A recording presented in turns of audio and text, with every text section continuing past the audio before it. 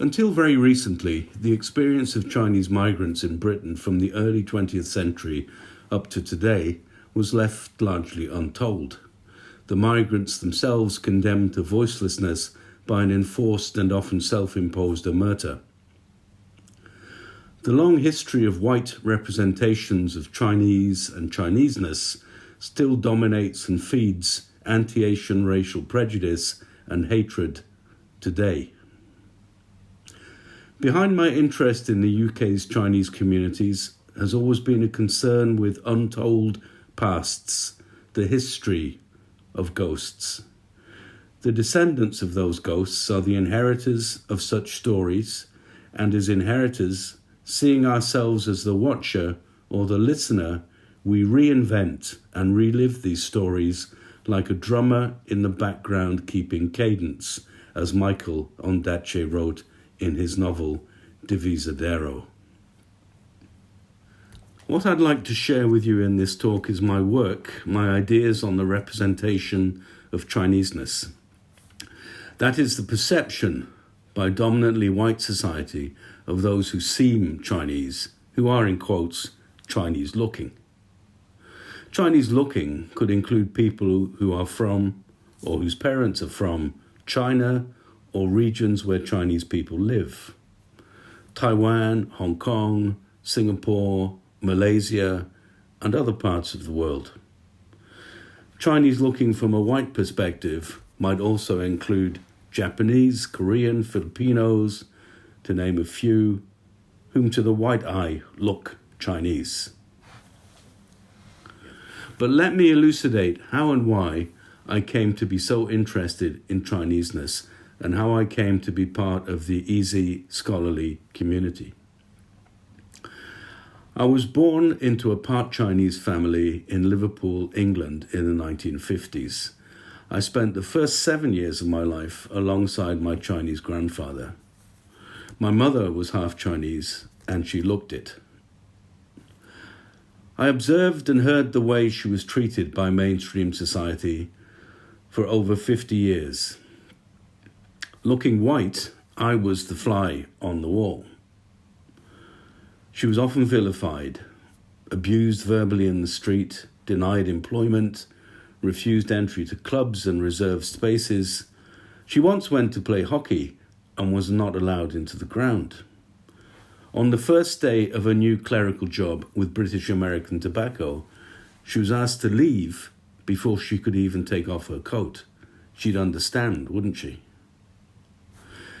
Nevertheless, despite such negativity, my exposure to the Chineseness around me left me sufficiently curious to want to find out more. So I went off to university and studied Chinese in the late 1970s and 1980s. No one then in the field of Chinese studies ever thought about the Chinese communities in the United Kingdom. They weren't even an afterthought. Today, what we call the Chinese community is a complex, fragmented, historically textured and nuanced array of micro-communities and individuals spread across the country, but mainly concentrated in the UK's larger cities. So what I want to address here in particular is the complexity and diversity of what, with a very meagre vocabulary, we call in English Chinese. This is an issue both of history and language. Immigration from what is now China and other parts of the Chinese-speaking world can be broken down into a number of phases or moments. Please notice here that I avoid the word waves, often used in relation to migration, but which pertains to what in my research I've called the inundation metaphor. You'll find a link to that to follow. So the first communities were established in Liverpool and London in the 19th century in the wake of the Opium Wars, when the UK used gunboat diplomacy to force the Manchu Qing state that preceded the Chinese nation state to allow the import and consumption of British Empire-produced opium in what is now China. Most of the immigrants in the UK at that time were seafarers. Some went on to set up laundries doing the menial work that the white community shunned. There were few other options open to them. These communities were male-dominated. There were few women immigrants at that time. As a consequence, mixed marriages were frequent, and such mixity or hybridity was viewed very dimly by the church and other conservative and racist elements for whom racial purity was at a premium. Despite the small numbers of Chinese then living in the UK, anti-Chinese racism frequently reared its head. In the space of one afternoon in 1911, during an anti-Chinese seaman strike in Cardiff, Wales, every Chinese laundry in the city was ransacked. At that time, many of the migrants in the United Kingdom were Cantonese speakers. The First World War saw the arrival of recruits to the British Army's Chinese Labour Corps, and most of these men came from the Shandong Peninsula in the north of China and spoke Mandarin. Normally they'd ship out to Flanders, where they would dig the trenches during the 4 long years of the First World War. However, a number of them died in the UK of Spanish flu and other ailments and were buried in such places as Anfield Cemetery. In the 1920s and 1930s, anti-Chinese sentiment was rife once again, and newspapers, pantomimes, and even popular culture showed the Chinese in a very negative light. What had laid the way for such negative representation was the so-called yellow peril that had been imagined by Europeans in the late 19th century onwards. The Chinese were also seen as fun, objects of fun. Witness the songs about the invented character Mr. Wu the Laundryman, performed by the very popular George Formby in the 1930s and 1940s.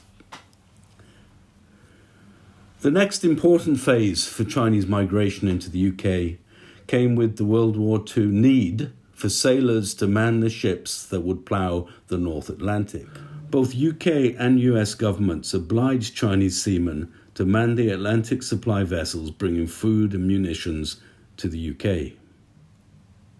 The Chinese seamen had no choice but to serve on the transatlantic supply routes. They were stranded. They could not go back to China, where the war was raging against the Japanese occupying forces. The British and American governments even passed laws obliging these seamen to serve in the merchant navies. They were paid far less than British sailors, and at one point the Shanghai seamen protested and took industrial action. This act of defiance would not be forgotten by the British authorities and the Blue Funnel Shipping Company. After the war, several thousands settled in the UK, but the Home Office, aided by the shipping line, decided they should all be deported. After the illegal deportations, with many men taken from their families in nighttime raids, the Chinese communities declined, and it was not until the 1960s that immigration from Hong Kong, where many Chinese had fled to avoid the mainland revolution, started to repopulate Britain's Chinatowns. This time with Cantonese-speaking families who would go on to outnumber the old mixed communities. At the end of the 1990s, illegal Chinese immigration was on the increase, and media attention was drawn to their plight in the UK with the 2004 death by drowning of 23 cockle pickers in Morecambe Bay.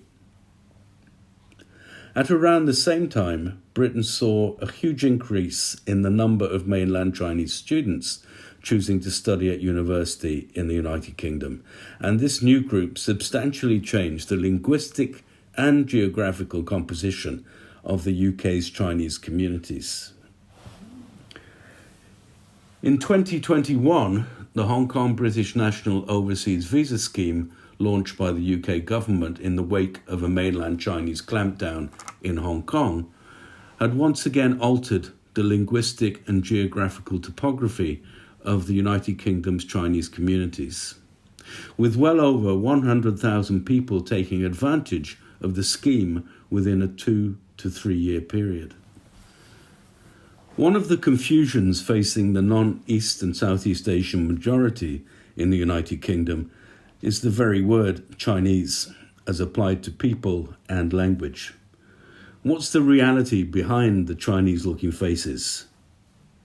The English word Chinese glosses over multiple meanings and nuances used in the Chinese language itself. For instance, some of you may know that 中国 means China, and by extension, 中国人 means Chinese person. 中国 literally in Chinese meaning central kingdom, and 人 meaning person. Except it's a little bit more complicated than that. 中国人 refers to a Chinese person. The Chinese people, which can mean a citizen of the People's Republic of China, a person of Chinese appearance, those who appear Chinese to non-East Asian people, or what is known as Han Chinese. By Han is meant the majority ethnicity in mainland China as defined by the state as 91% of China's current population. And yet the Han themselves comprise a variety of culturally and ethnically diverse populations, including 8 mutually unintelligible linguistic groupings, among which we find Cantonese, Shanghaise, and Mandarin. And then many people living in Hong Kong or coming from Hong Kong prefer to call themselves Hong Kongers rather than Chinese. Similarly, a majority of people who come from Taiwan, which for historical reasons is also still known as the Republic of China, balk at being described as Chinese and would call themselves Taiwanese. All of these nuances would be invisible and inaudible to the white eye and the white ear. And it is to all of these nuances and differences that those who wish to advance the ambitions of equality, diversity, and inclusion in relation to the people they see as Chinese need to be attuned. Having addressed the macro-histories of Chinese in the UK, I'll now look at some micro-histories. In other words, the stories of those who normally would be dismissed as insignificant, and yet who are the very individuals who've borne the brunt of anti-Chinese racism in the United Kingdom. In doing so, I'll be obliged to cite some derogatory racist language. There's no way to tell these stories without it. I recall an incident when I was a teenager in Liverpool. Skinheads associated with the far right and the fascist National Front targeted people of South Asian appearance. Attacking members of the South Asian community was known by the racist language Paki bashing. In Liverpool at that time, there were very few South Asians, so those white youths wishing to engage in this activity were somewhat thwarted. However, one day after school, I went to my local Hong Kong Chinese-run fish and chip shop. In front of me in the queue, there was a skinhead. Suddenly, he jumped forward and thrashed at the boy serving behind the counter with a long metal chain, shouting, "You Paki bastard." Fortunately, the boy, who was about my age, was nimbler on his feet than the skinhead and managed to avoid the full force of the chain. So what's the point of this story? Perhaps simply that white racism is ultimately blind and indiscriminate, and the fury of the racist will always find a target. In this instance, one British colonial minority substituting for another. The next story is even closer to home. My mother was in her 70s and she'd been shopping in downtown Liverpool.